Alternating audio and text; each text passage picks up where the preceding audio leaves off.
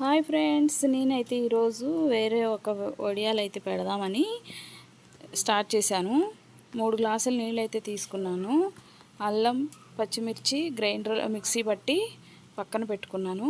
3 గ్లాసుల నీళ్ళకి 2 గ్లాసులు పిండి తీసుకున్నాను. అందులో 2 గ్లాసుల నీళ్ళతోటి అది కలిపేసి పక్కన పెట్టుకున్నాను, నానబెట్టుకున్నాను. ఈ 3 గ్లాసుల నీళ్ళు మరుగుతున్నాయి. అందులో సరిపడా సాల్ట్ వేసాను. అల్లం పచ్చిమిర్చి పేస్ట్ కూడా అందులో వేసేసి మనం ముందు తడి చేసి పెట్టుకున్న పిండిని కూడా అందులో వేసేసాను. వేసేసి ఇలా ఉండలు లేకుండా కలుపుకోవాలి. ఉండలు కట్టినాయంటే మనం ఈ వడియాలు పెట్టుకోవడం కుదరదు. అందుకని మనం పిండి పోసిన తర్వాత ఇలా ఉండలు కట్టినా కానీ వాటిని చేత్తో నలిపేసుకొని చల్లారిన తర్వాత శుభ్రంగా చేత్తో నలిపేసుకొని అందులో కొంచెం అంత జీలకర్ర కూడా వేసి బాగా మొత్తం కలుపుకోవాలి. ఇదిగో నా దగ్గర అయితే ఇటువంటి కవర్ ఉంది. ఇది ఫ్రైడ్ రైస్లు అవి పార్సల్ చేస్తారు కదా, అటువంటి కవర్ ఉంది నా దగ్గర. ఆ కవర్కి ఒక పక్కన చిన్న హోల్ అయితే చేశాను, కత్తెరతో కట్ చేశాను. చేసిన తర్వాత ఇదిగో చూడండి, ఆ సైజు ఉండేలాగా కట్ చేశాను. దాంట్లో చూడండి, పిండి ఇందాక ఉండలుగా ఉన్నా కానీ ఇప్పుడు చాలా సాఫ్ట్గా అయింది. చాలా ఉండలు లేకుండా కలిపేసుకున్నాను.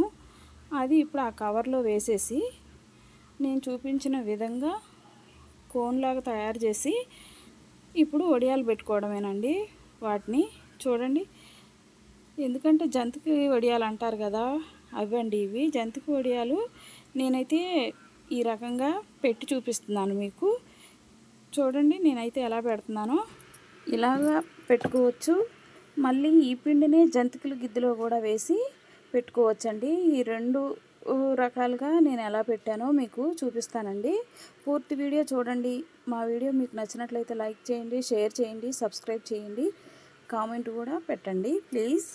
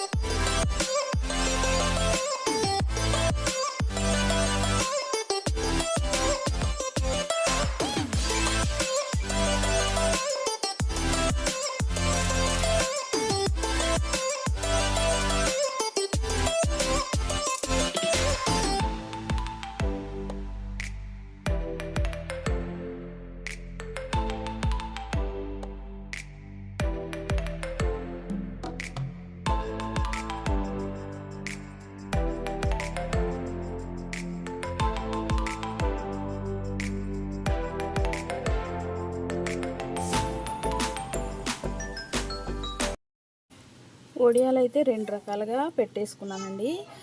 జంతికల గిద్దెలతో పెట్టుకుని కొద్దిగా లావు వచ్చినాయి, కవర్తో పెట్టినవి కొద్దిగా సన్నగా వచ్చినాయి. అయినా కానీ 2 ఒక రోజులోకే ఎండిపోయినాయండి. ఎండలు బాగా ఉన్నాయి కదా, అందువల్ల తొందరగా ఎండిపోయినాయి. నేను ఈరోజు మధ్యాహ్నం అయితే పప్పుచారు పెట్టానని చెప్పేసి వేయించేసానండి. చూడండి ఎంత బాగా వేగినాయో.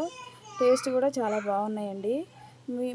మా వీడియో కనుక మీకు నచ్చినట్లయితే మీరు కూడా ఇలా ట్రై చేసి చూడండి. సాంబార్లోకి అయితే చాలా చాలా టేస్టీగా ఉన్నాయండి.